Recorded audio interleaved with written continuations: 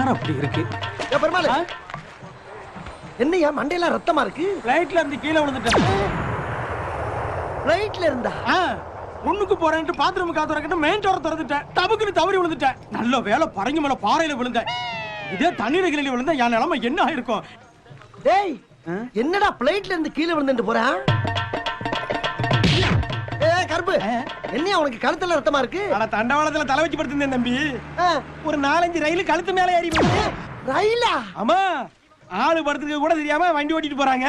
இவங்களெல்லாம் என்னன்னு சொல்றது? டேய் இவன் என்னடா 4-5 ரயில் கழுத்துல ஏறிடுச்சுன்னு போறான்? அண்ணே அங்க ஒருத்தன் நம்மள பாத்துட்டு பாரு. இல்ல வரட்டும்டா, எனக்கு ஒரு மாதிரியாட்டா இருக்கும். கொஞ்சம் இரு, அவன் என்ன சொல்றான் கேப்போ. தம்பி என்னண்ணே? ஒண்ணும் இல்லப்பா, நீ போ. ஏதோ கேட்க வந்தீங்க? இல்ல ஒண்ணும் இல்ல. இல்லண்ணே, ஏன் இப்படி சகதியா இருக்குன்னு தானே கேட்க வரீங்க? அது ஒண்ணும் இல்லண்ணே, வேலை பாட்டு அப்படியே ரோட்ல படுத்து தூங்கிட்டேன். ஒரு புல்டோசர் அப்படியே ஏறி